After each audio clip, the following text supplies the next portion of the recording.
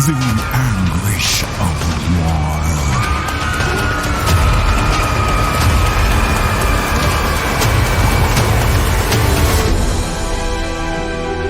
Cheers of liberation.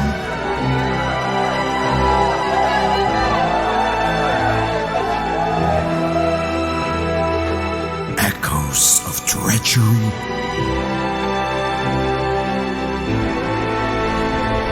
And bravery. Of distractions. But undisturbed faith. And creations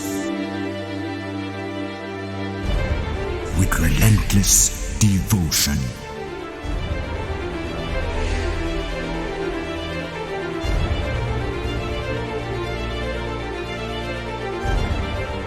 These are the deafening whispers of the past. This is the church that witnessed history.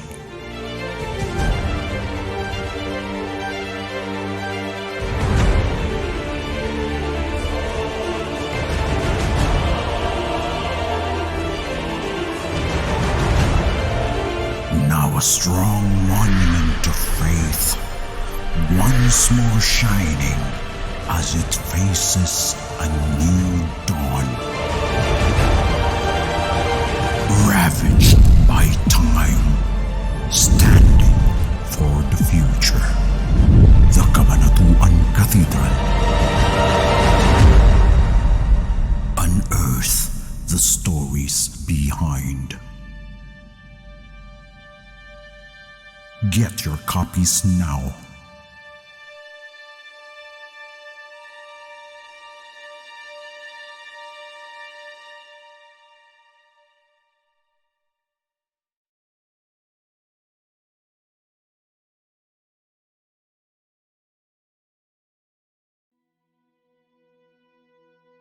Kaya nga, magbigay ang bawat isa ayon sa ipinasya ng kanyang puso, hindi nag-aatubili o napipilitan lamang, sapagkat iniibig ng Diyos ang masayang nagbibigay.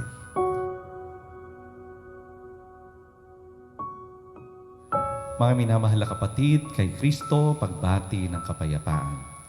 Malaki ang nagawang pagbabago sa ating pang-araw-araw na pamumuhay na dulot ng pandemyang coronavirus disease. Ang limitasyon sa ating paggalaw at mga gawi ay ilan lamang sa mga naidulot ng sakit na ito. Gayun din ang ating pagsamba sa Diyos na tangi nating pinagkakapitan ay naapektuhan din. Ngayon, hindi lahat ng mga mananampalataya ay maaaring makapunta sa ating simbahan upang makadalo sa pagdiriwang ng banal na misa o iba pang mga banal na gawain.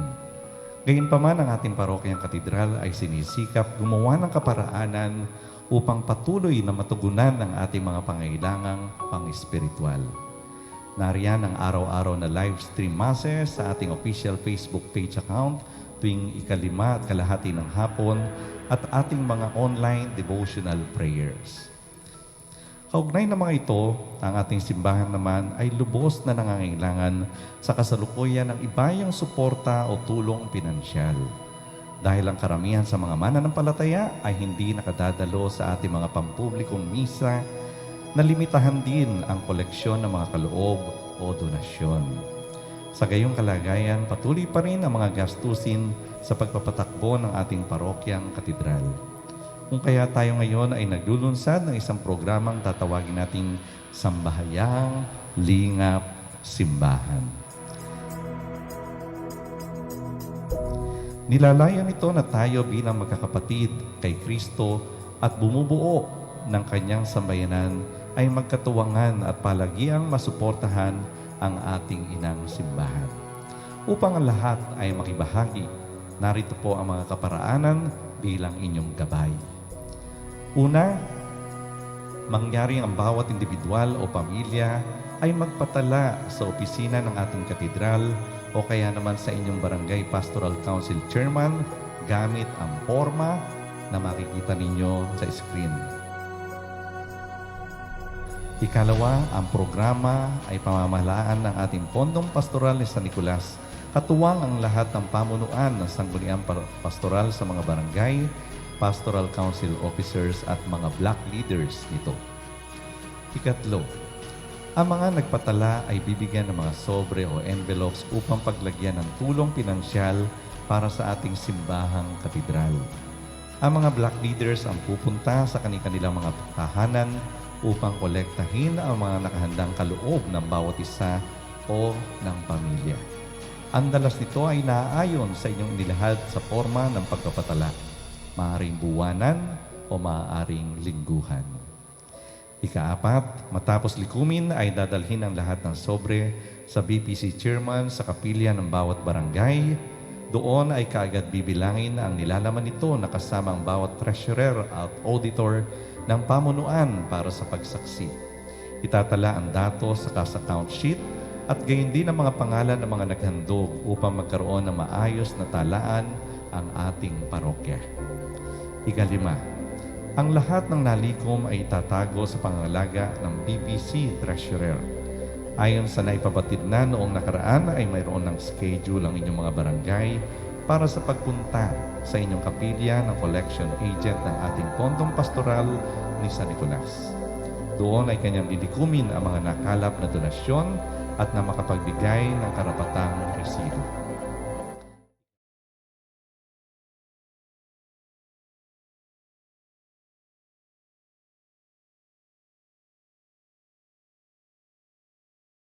Sama po natin sa misang ito ang mga sumusunod na intensyon.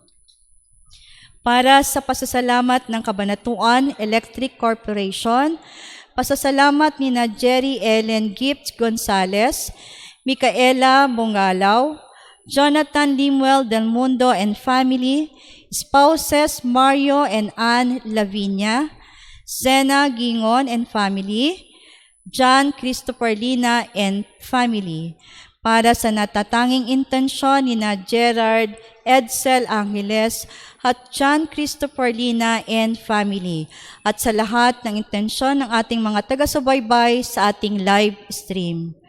Para sa kagalingan ni Christina Cole, para sa kapayapaan ng mga kaluluwa ni na Angelito Manamat Dumlao, Faustino Deta Jr., spouses Juan Casio and Dagdag E. Dagdagan and Violeta P. Dagdagan, Teodoro San Juan, Chris de la Cruz Lau, Edwin J. Malyari, Ronald T. Balino, Arturo S. Yap, at para sa kapayapaan ng mga kaluluwa ng mga yumaong pinatala para sa pampalagiang panalangin sa ating parokyang katedral at lahat ng kaluluwa sa purgatorio.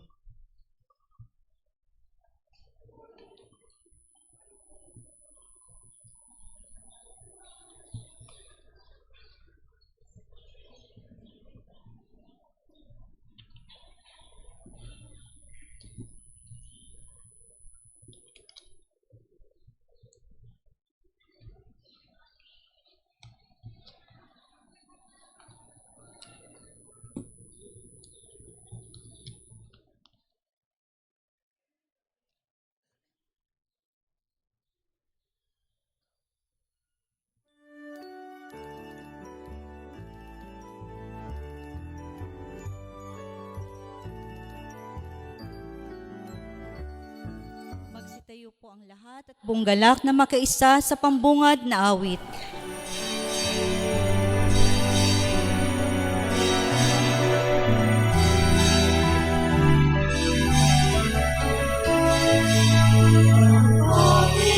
Panginoon ay darating, ang pag-ibig niya ay maghihinding sa harap ng altar. Kami lumalapit, umawit ng masayang papuri.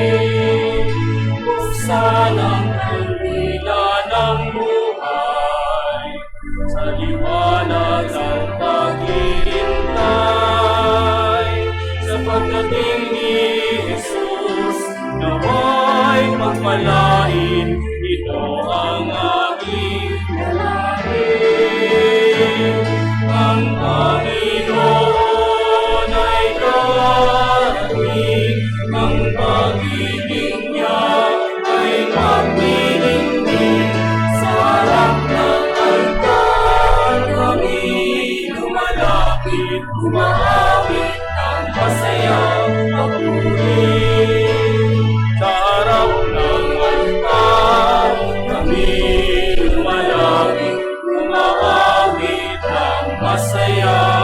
mapuri. Sa ngalan ng Ama, ng Anak, at ng Espiritu Santo, Amen. ang pagpapala ng ating Panginoong Hesukristo, ang pag-ibig ng Diyos Ama, at ang pakikipagkaisa ng Espiritu Santo, nawa ay sumainyong lahat. At sumainyo rin. Ngayong ikadalawang linggo ng Adbyento ay sisindihan ay kadalawang kandila na pamumunuan ng pamilyang Mr. Rolly and Mrs. Marisa Urgel.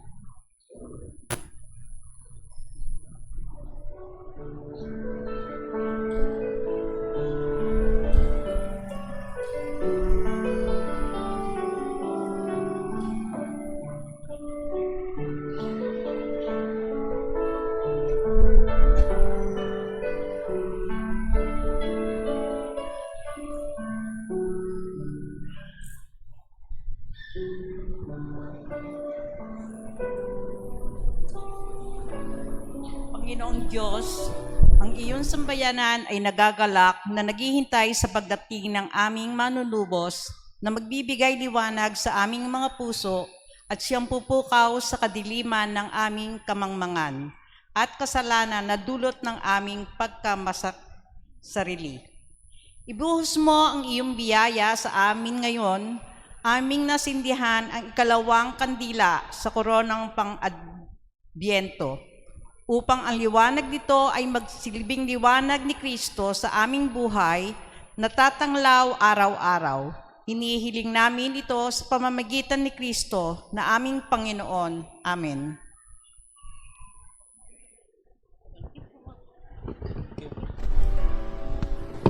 At ngayon, atin ang pagsisihan ang ating mga kasalanan at hingin ng kapatawaran ng Diyos upang tayo ay maging marapat makibahagi sa ating pagdiriwang.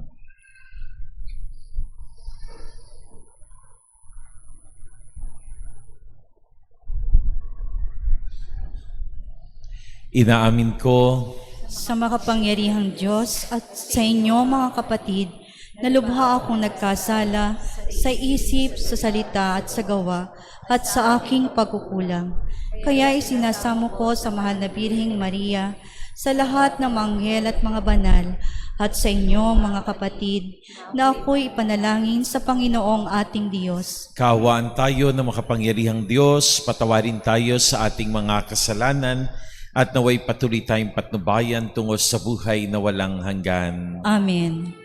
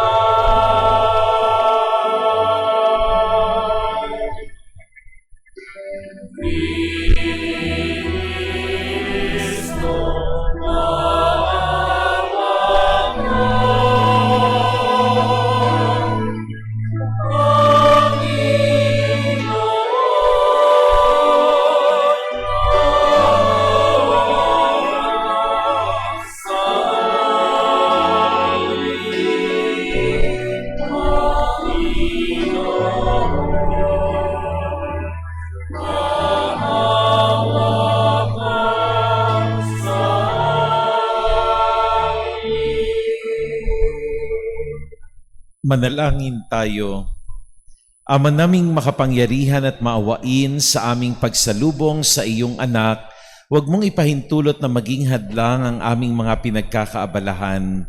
Turuan nawa kami ng kanyang karunungan upang kami ay kanyang makapiling. Kasama mo at ng Espiritu Santo magpasawalang hanggan. Amen. Magsiupo po ang lahat.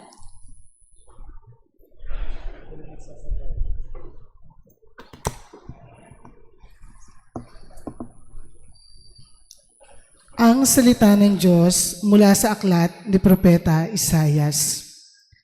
Aliwin ninyo ang aking bayan, sabi ng Diyos. Aliwin ninyo sila. Inyong ibalita sa bayang Jerusalem na hinango ko na sila sa pagkaalipin, pagkat nagbayad na sila ng ibayo sa pagkakasalang ginawa sa akin. May tinig na sumigaw, ipaghanda ang Panginoon ng daan sa ilang, isang patag at matuwid na lansangan para sa ating Diyos. Tambakan ng mga lambak, patagin ng mga burol at bundok, at pantayin ang mga baku-bakong daan. Mahahayag ang kaningningan ng Panginoon at makikita ng lahat.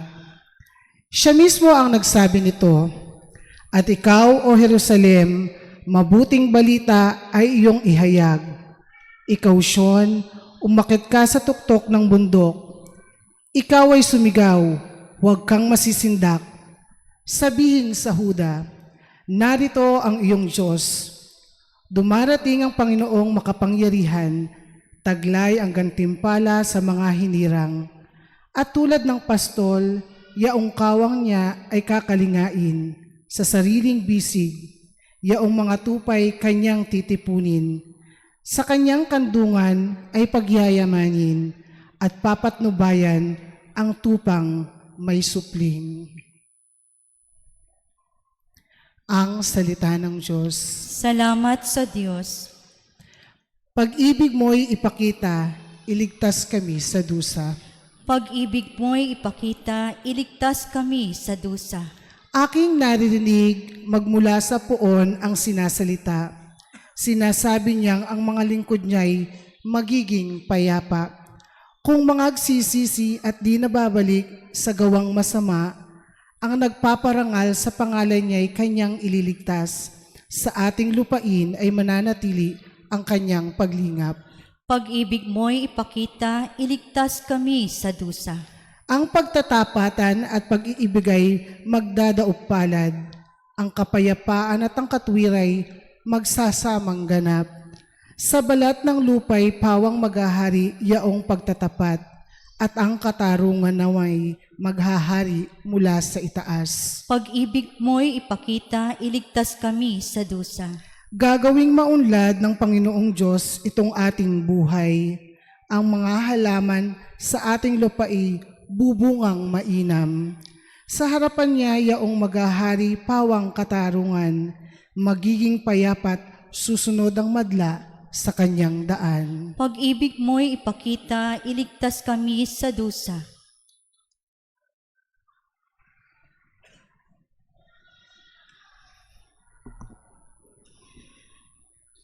Ang salita ng Diyos mula sa ikalawang sulat ni Apostol San Pedro. Huwag ninyong kalilimutan ito, mga pinakamamahal. Sa Panginoon, ang isang araw ay 1,000 taon, at ang 1,000 taon ay isang araw lamang. Ang Panginoon ay hindi nagpapabaya sa kanyang pangako, tulad ng inaakala ng ilan. Hindi pa niya tinutupad ang pangakong iyon alang-alang sa inyo. Binibigyan niya ng pagkakataon ang lahat na makapagsisi at magbalik loob sa Diyos, sapagkat hindi niya nais na kayo'y mapahamak. Ngunit ang araw ng Panginoon ay darating na tulad ng isang magnanakaw. Sa araw na yaon, ang kalangitan ay biglang mapaparam na may nakapangingilabot na ugong. Matutupok ang araw, buwan at mga bituin, at ang lahat sa lupa ay malalantad. Yamang ganito ang magiging wakas ng lahat ng bagay. Italaga na ninyo sa Kanya ang inyong sarili at mamuhay ng ayon sa Kanyang kalooban, samantalang hinihintay ninyo ang araw ng Diyos. Magsikap kayong mabuti upang madali ang pagdating ng araw na iyon, araw ng pagkatupok ng kalangitan at pagkatunaw sa matinding init ng mga bagay na naroon. Ngunit ayon sa pangako ng Diyos, naghihintay tayo ng mga bagong langit at ng bagong lupa na pinaghaharian ng katarungan. Kaya nga, mga minamahal, samantalang kayo'y naghihintay, sikapin ninyong mamuhay na payapa, walang dungis at kapintasan. Ang salita ng Diyos. Salamat sa Diyos. Tatayo po ang lahat.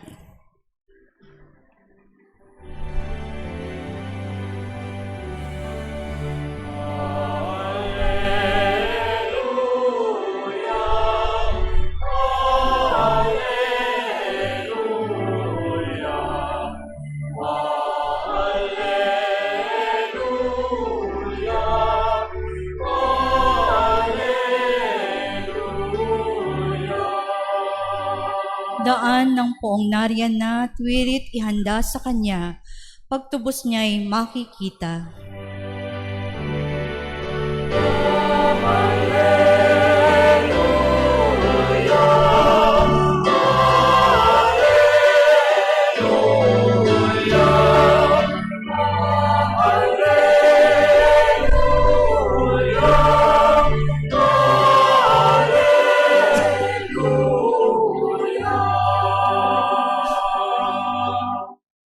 Sumainyo ang Panginoon, At sumainyo rin. ang mabuting balita ng Panginoon ayon kay San Marcos. Papuri sa iyo, Panginoon. Ito ang mabuting balita tungkol kay Jesucristo na anak ng Diyos. Nagsimula ito noong matupad ang hula ni Propeta Isaias. Narito ang sugo ko na aking ipadadalang mauna sa iyo. Ihahanda niya ang kanyang daraanan. Ihahanda niya ang iyong daraanan. Ito ang sabi ng isang sumisigaw sa ilang. Ihanda ninyo ang daraanan ng Panginoon, tuwirin ninyo ang kanyang mga landas. At dumating nga sa ilang si Juan, nagbibinyag at nangangaral. Sinabi niya sa mga tao, pagsisihan ninyo at talikdan ang inyong mga kasalanan at pabinyag kayo upang kayo patawarin ng Diyos. Halos lahat ng taga-Judea at taga-Jerusalem ay pumunta kay Juan upang makinig. Ipinahayag nila ang kanilang mga kasalanan at sila'y bininyagan niya sa ilog Jordan. Hinabing balahibo ng kamelyo ang damit ni Juan at balat ang kanyang pamingkis. Ang kanya namang pagkain ay balang at pulot-pukyutan. Lagi niyang sinasabi sa kanyang pangangaral, darating na kasunod ko ang isang makapangyarihan kaysa akin, ni hindi ako rapat-dapat na magkalag ng tali ng kanyang mga panyapak. Binibinyagan ko kayo sa tubig, ngunit bibinyagan niya kayo sa Espiritu Santo. Mga kapatid, ang mabuting balita ng ating Panginoon. Pinupuri ka namin, Panginoong Hesukristo. Magsiupo po ang lahat. Sa pagpasok natin sa ikalawang linggo ng panahon ng Adbyento, sinasamahan tayo ni Juan Bautista sa ating paghahanda para sa pagdating ng ating Panginoon. Tunay nga na lumalapit na ang pagdating na muli ng ating Panginoon.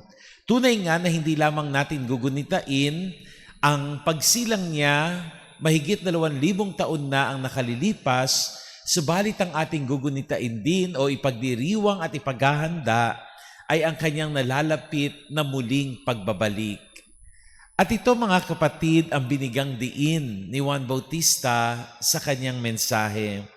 Nang siya ay magpakilala na sa mga tao bilang tagapaghanda ng daraanan ng Panginoon, ang sabi dito, ipinahayag ni Juan Bautista sa mga tao, pagsisihan ninyo at talikdan ang inyong mga kasalanan. John the Baptist underscored the value of repentance in our preparation. That there can never be any true preparation for the coming of Christ without true repentance in each of us. Na kung gusto talaga natin na meron tunay na paghahanda, dapat magsimula rin ito sa tunay na pagsisisi sa ating buhay. Mga kapatid, kung titignan natin, wala namang kasalanan ang hindi kayang patawarin ng Diyos. In fact, we can never sin so badly that God cannot forgive it. Kapag sinilip natin ang ating buhay, makikita natin na sa sandaling lumapit tayo sa Panginoon at tumingin ng tawad, He guarantees our forgiveness. He guarantees that He will not hold any grudge against us. He guarantees that when we leave, we are forgiven from our sins. And that is an assurance coming from the Lord na ang sino mang taong magsisisi ay sinisigurado niya na patatawarin niya sa kanyang kasalanan. Sa katunayan, walang problema sa kasalanan ng tao. Kaya kasi itong tapatan ng kapatawaran ng Diyos. At ang lakas ng Diyos, ang kakayahan ng Diyos, ay hindi kayang maunawaan ng tao. Kaya kahit anong kasalanan, kaya itong patawarin ng Diyos. Ang problema, ang tao ay hindi marunong magsisi. Ang alam ng tao ay manisi ng kanyang kapwa. We hardly repent, but we are too quick in blaming others or our situation for the sins that we committed. Hindi ba madalas maririnig natin, "Naku, Father, kaya ko lamang po nasigawan yung anak ko kasi ang kulit-kulit. Naku, Father, kaya ko lamang po namura ang kapitbahay ko kasi ang yabang-yabang. Naku, Father, kaya ko po siya nasampal kasi hindi maganda ang ugali niya. Naku, Father, kaya lang po ako nakapagnakaw, dala ng aking kahirapan. Naku, Father, kaya ako hindi naigalang ang aking mga magulang kasi masyado na sila." So we tend to blame our situation. We tend to pass on others the sins that we committed. Tila ba akala natin ang nagawa natin na masama ay responsable ang ibang tao at tayo ang biktima lamang ng kanilang ginawa sa atin o ng ating mga sitwasyon.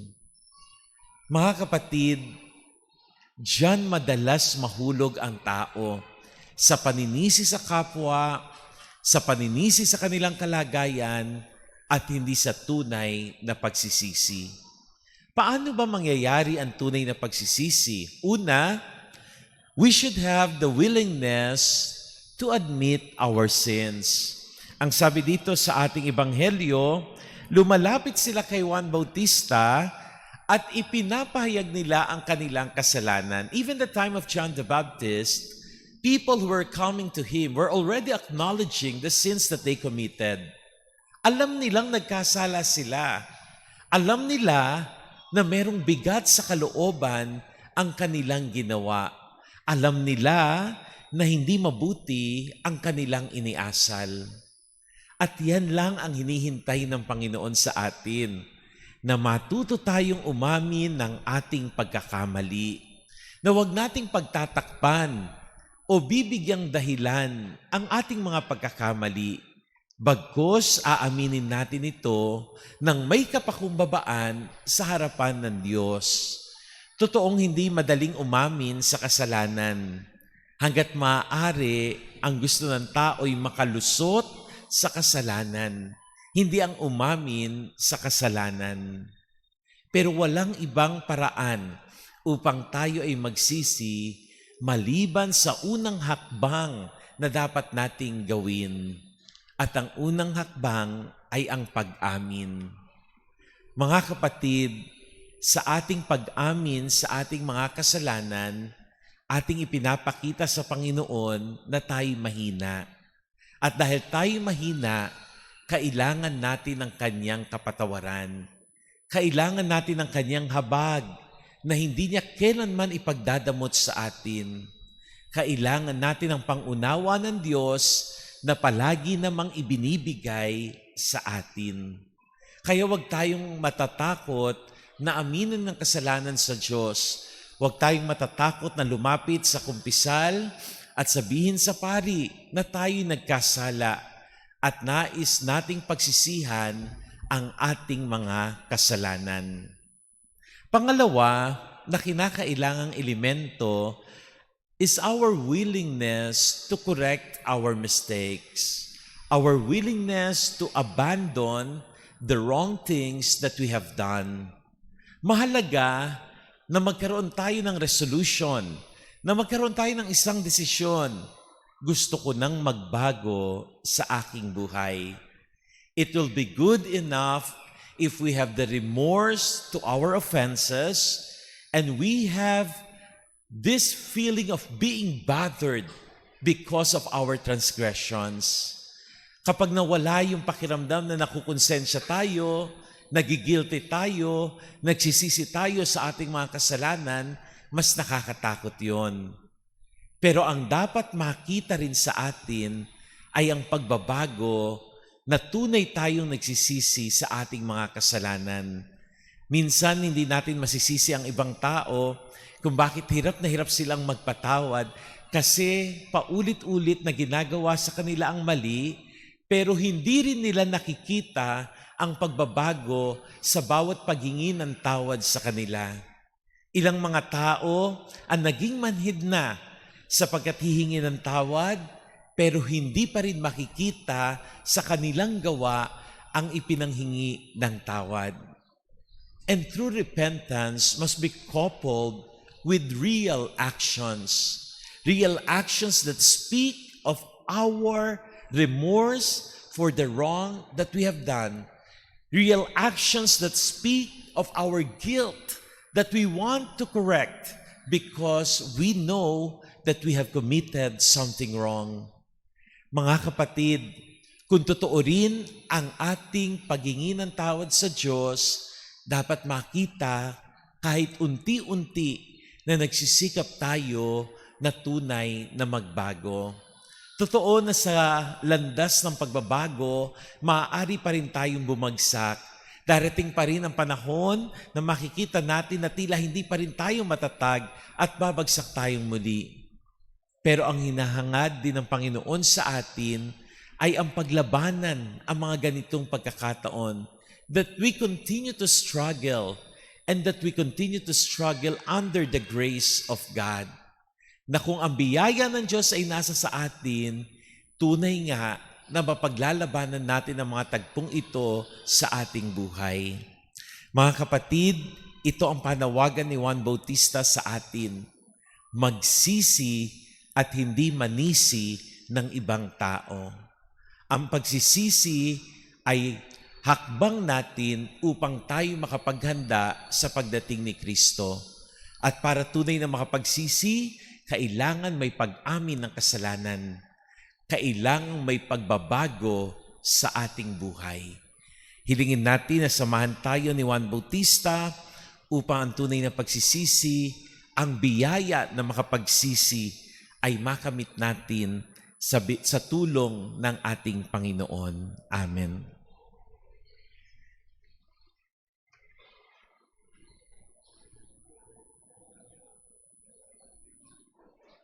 Magsitayo po ang lahat. Sumasampalataya ako Sa Diyos amang makapangyarihan sa lahat na may gawa ng langit at lupa. Sumasampalataya ako kay Jesucristo, iisang anak ng Diyos, Panginoon nating lahat. Nagkatawang tao siya lalang ng Espiritu Santo, pinanganak ni Santa Mariang Birhen, pinagpakasakit ni Poncio Pilato, ipinako sa krus, namatay, inilibing, nanaog sa kinaroroonan ng mga yumao. Nang may 3 araw na buhay na maguli, umakyat sa langit, naluluklok sa kanan ng Diyos amang makapangyarihan sa lahat.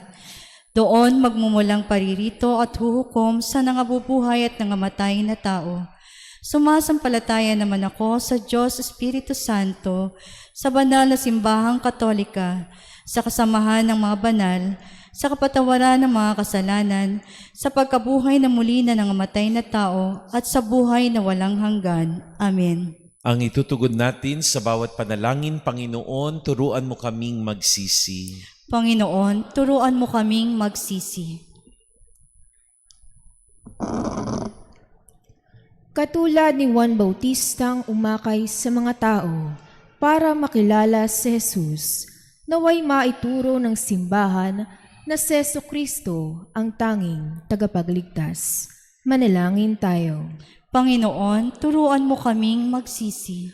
Maging tagapagtaguyod nawa ng katotohanan ang mga namumuno sa pamahalaan at wakasan nawa nila ang mga kasinungalingan na nagdudulot ng pagkawatak-watak sa ating lipunan. Manalangin tayo. Panginoon, turuan mo kaming magsisi.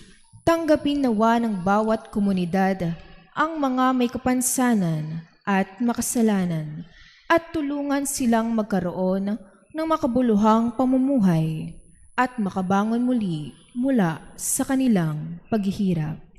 Manalangin tayo. Panginoon, turuan mo kaming magsisi. Katulad ni San Juan Bautista, maging mapagkumbaba nawa tayo at isaalang-alang ang pagiging tagapaghatid ng mabuting balita sa lahat ng antas ng lipunan. Manalangin tayo. Panginoon, turuan mo kaming magsisi. Para sa mga nagtalaga ng kanilang sarili sa buhay relihiyoso, naway maihanda nila ang daraanan ng Panginoon sa pamamagitan ng tapat na paglilingkod sa kanilang kapwa. Manalangin tayo. Panginoon, turuan mo kaming magsisi. Dalangin natin ang lahat ng ito sa ngalan ni Kristo ngayon at magpasawalang hanggan. Amen. Magsiupo po ang lahat. Maaari na pong humanay sa gitna ang mga nagsisipagnais magsipag-alay.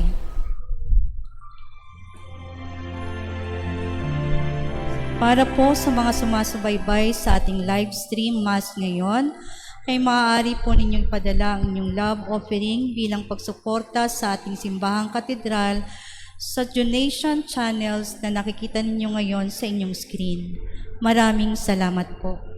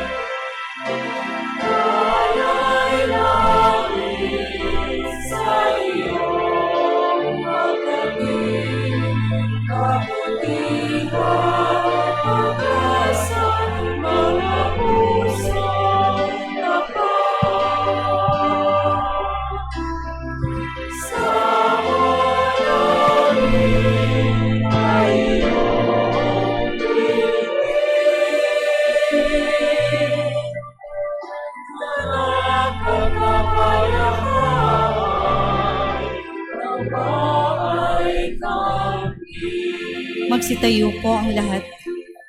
Manalangin kayo mga kapatid upang itong ating paghahain ay kalugdan ng Diyos amang makapangyarihan. Tanggapin nawa ng Panginoon itong pag-aain sa iyong mga kamay, sa kapurihan niya at karangalan, sa ating kapakinabangan at sa buong sambayanan niyang banal. Ama naming lumikha, kalugdan mo ang aming mga panalangin at alay sa anumang kakulangan ng aming abang na kayanan, naway ang pag-ibig mo ang magbigay kapupunan sa pamamagitan ni Jesucristo, kasama ng Espiritu Santo magpasawalang hanggan. Amen. Sumainyo ang Panginoon. At sumainyo rin. Itaas sa Diyos ang inyong puso at diwa. Itinaas na namin sa Panginoon. Pasalamatan natin ang Panginoong ating Diyos. Marapat na siya ay pasalamatan. Ama naming makapangyarihan, tunay nga marapat na ikaw ay aming pasalamatan sa pamamagitan ni Jesucristo na aming Panginoon. Siya ay isinugo mo upang matupad ang iyong magandang balak para sa lahat. Hindi niya ikinahiyang mamuhay ng mahirap upang mapakisamahan niya kaming matapat. Siya'y naging hindi na iba sa amin upang maitampok niya kami sa iyong piling. Sa kanyang lantarang muling pagdating, ang pakikisama niya'y puspusang magniningning at ang pangako niyang kapanapanabik ay inaasahan naming lubos na makakamit. Kaya kaysa ng mga anghel nagsisiawit ng papuri sa iyo nang walang humpay sa kalangitan, kami nagbubunyi sa iyong kadakilaan.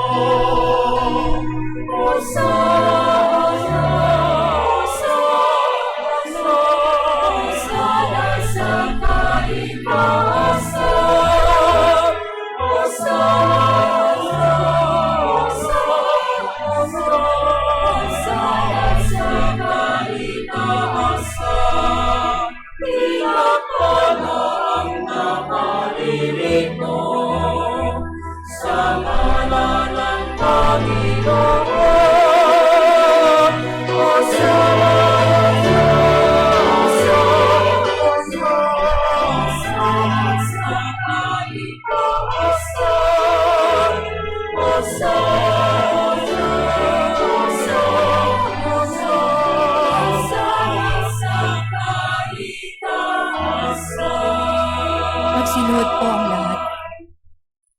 Ama naming banal, ikaw ang bukal ng tanang kabanalan. Kaya't sa pamamagitan ng iyong Espiritu, gawin mong banal ang mga kaloob na ito upang para sa amin ay maging katawan at dugo ng aming Panginoong Hesukristo. Bago niya pinagtiis ang kusang loob na maging handog, hinawakan niya ang tinapay, pinasalamatan kaniya, pinaghati-hati niya iyon, iniabot sa kanyang mga alagad at sinabi, "Tanggapin ninyong lahat ito at kanin.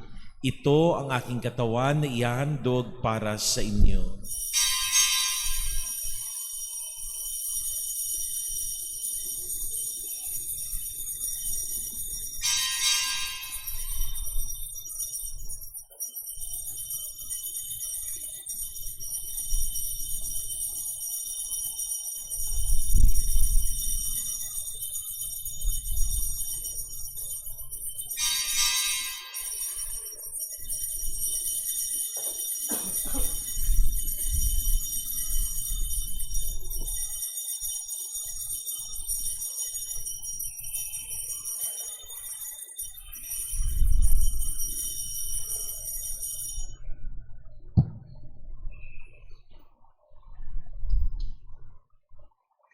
Gayun din naman nung matapos ang hapunan, hinawakan niya ang kalis, muli kanyang pinasalamatan, iniabot niya ang kalis sa kanyang mga alagad at sinabi, "Tanggapin ninyong lahat ito at inumin, ito ang kalis ng aking dugo, ng bago at walang hanggang tipan. Ang aking dugo na ibubuhos para sa inyo at para sa lahat sa kapagpapatawad ng mga kasalanan. Gawin ninyo ito sa pag-alaala sa akin."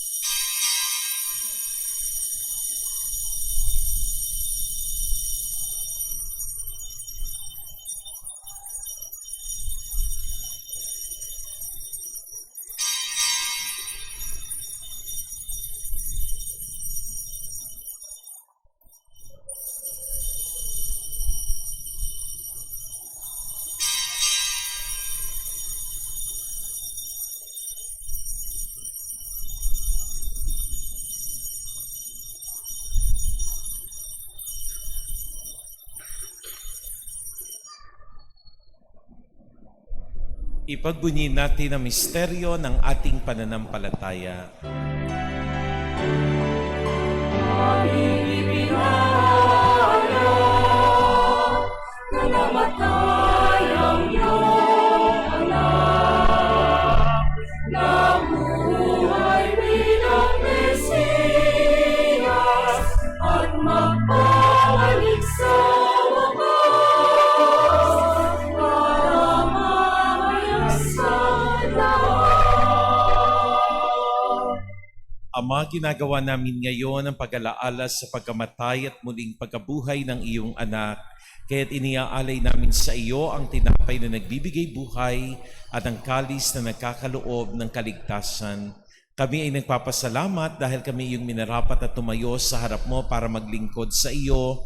Isinasamo namin kami magsasalo-salo sa katawan at dugo ni Kristo ay mabuklod sa pagkakaisa sa pamamagitan ng Espiritu Santo.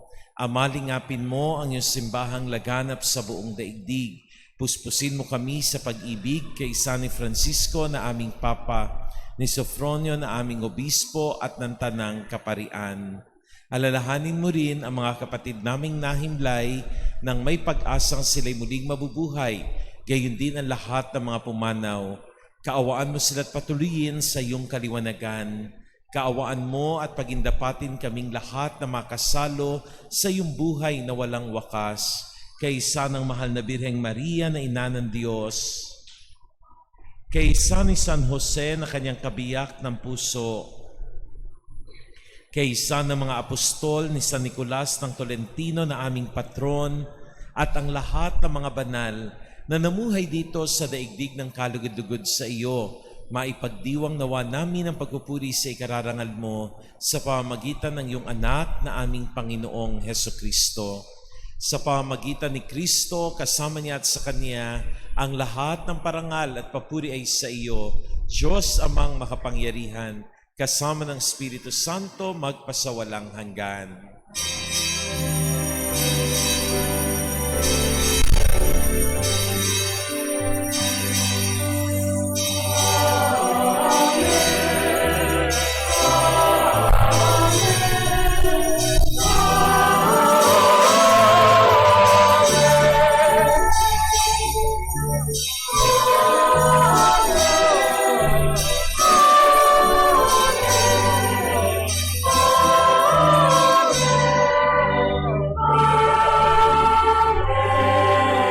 Magsitayo po ang lahat.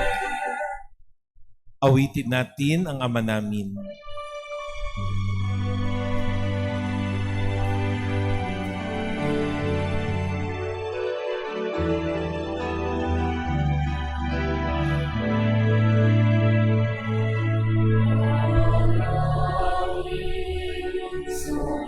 Sumasalangit ka sa mahingawalan mo, mapasa amin ang kaharian mo, sundin ang loob mo. Dito sa lupa para lang sa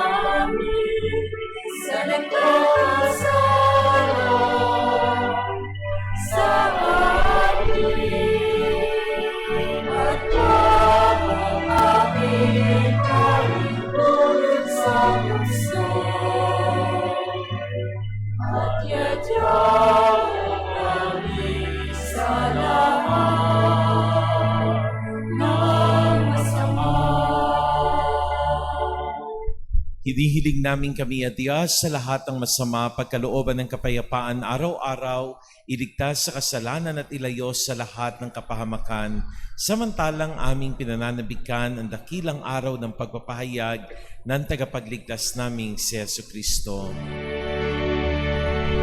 Sabagat sa'yo, Maria, ang pagkariyan at kapurihan,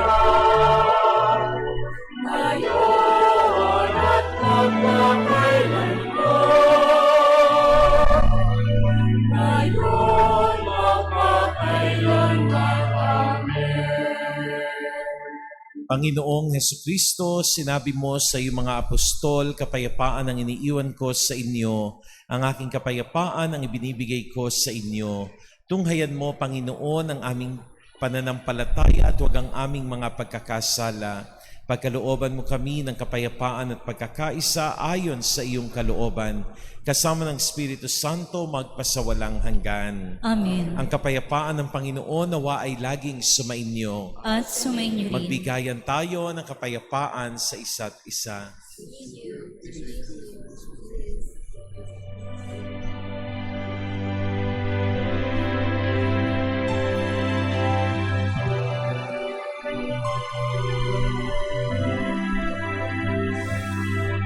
O Deo ng Diyos, na nag-aalis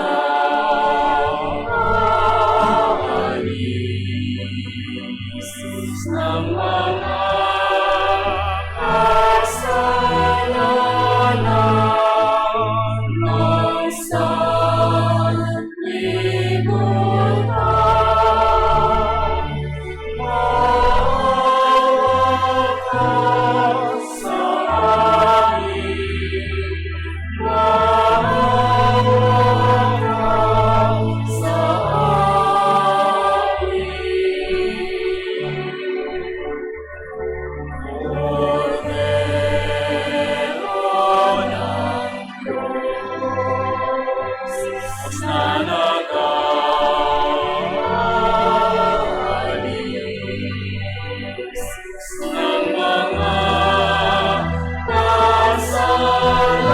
kasalanan ng sanlibutan.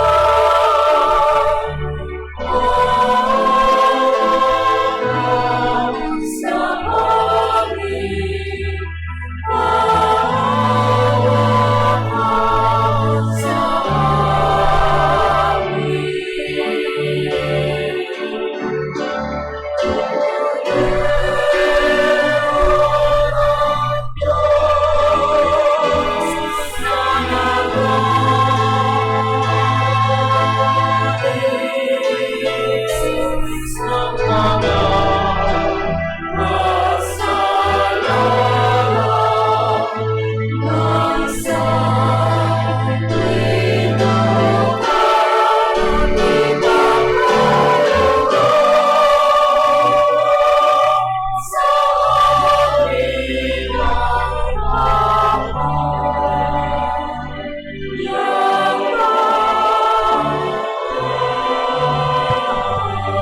Magsiluhod po ang lahat. Minamahal na mga kapatid, narito si Kristo sa ating harapan. Ito ang kanyang katawan at dugo na sa atin ay nialay upang tubusin tayo sa kasalanan. Mapalad tayo na sa kanya itatanggap sa banal na piging na ito. Panginoon, hindi ako karapat-dapat na magpatuloy sa iyo, ngunit sa isang salita mo lamang ay gagaling na ako.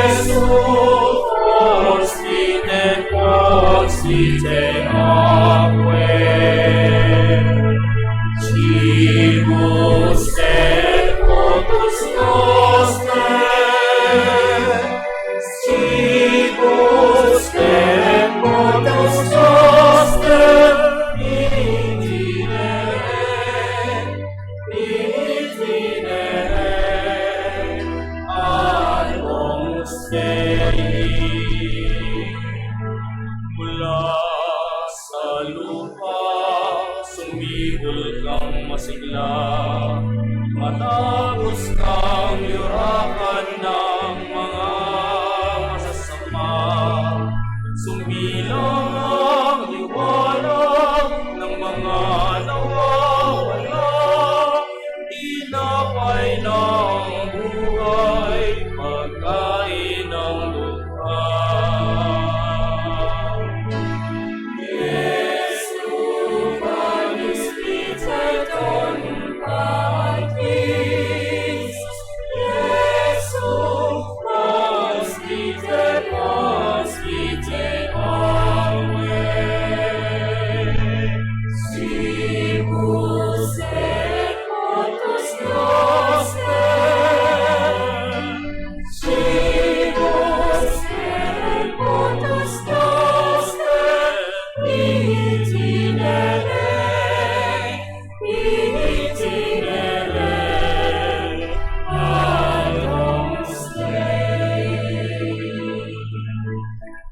Jesus, food divine, be our strength each day.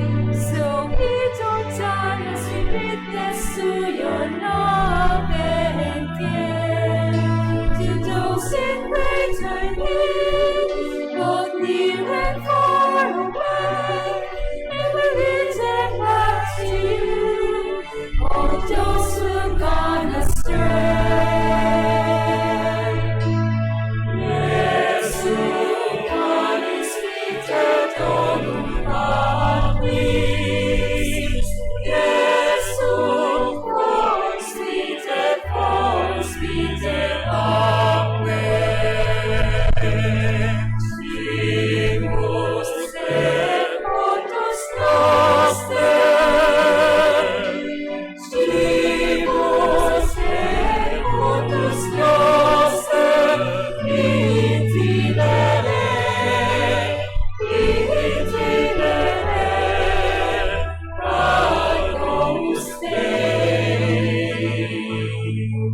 La vida, Jesús, sea nuestro consuelo, sea nuestro amigo y compañero.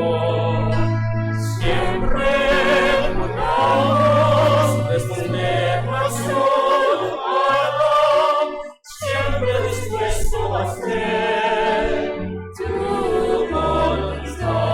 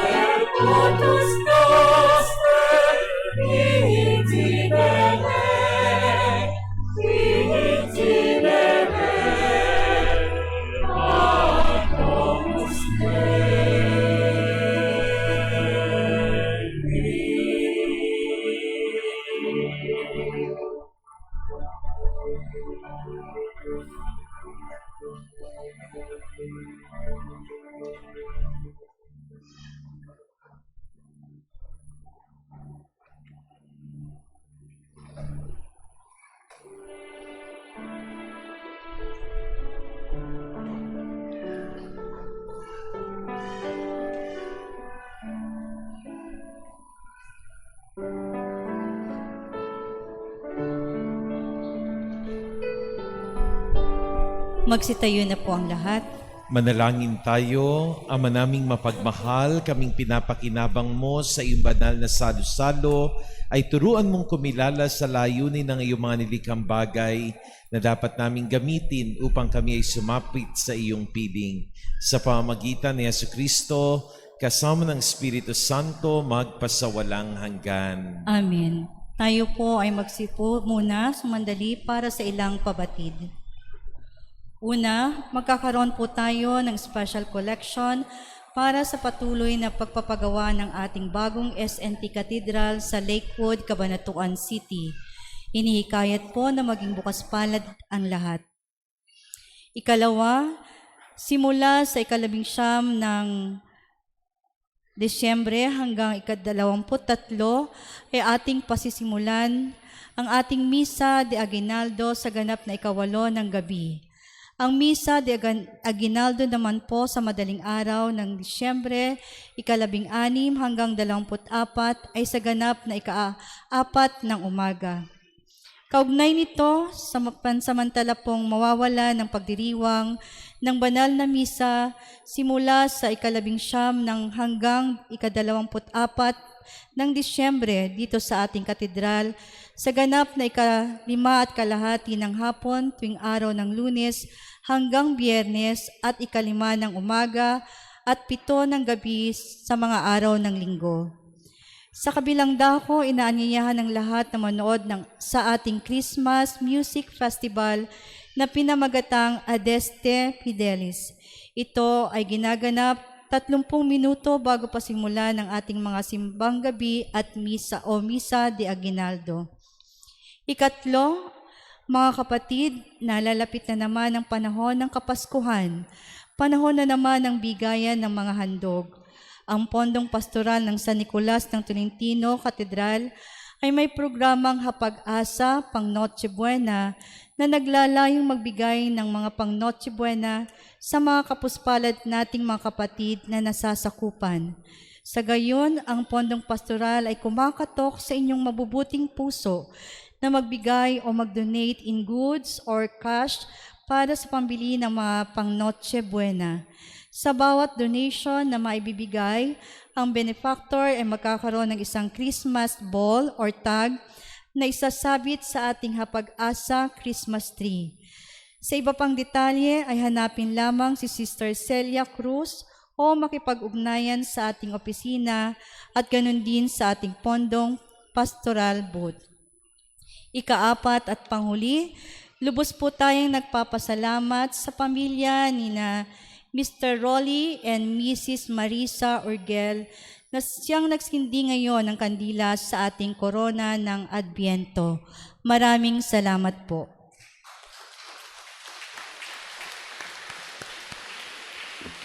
Tatayo na po ang lahat. Nais ko lang pong ulitin ang ating paanyaya na tayo po ay makibahagi sa ating ginagawang outreach program na pinamagatang Hapag-asa.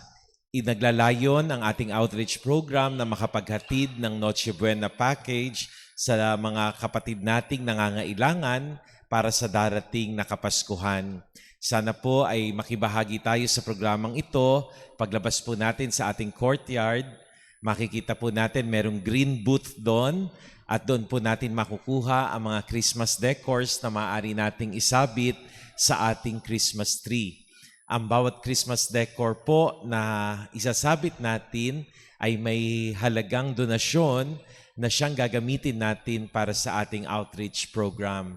Sana po ay makiisa tayo sa paanyayang ito, lalong-lalo na para sa ating mga kapatid na nangangailangan. Salamat po. Sumainyo ang Panginoon At sumainyo at rin. pagpalain kayo ng poong may kapal, Ama, Anak at Espiritu Santo. Amen. Tapos na ang ating pagdiriwang. Humayo kayo at taglayin ang pag-ibig ni Kristo. Salamat sa Diyos.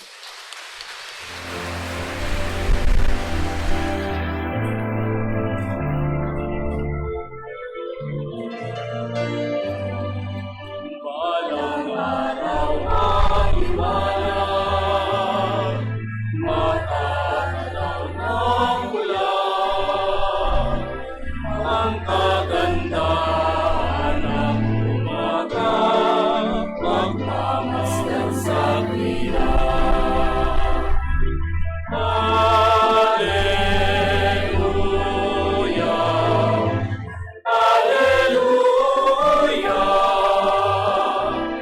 narito na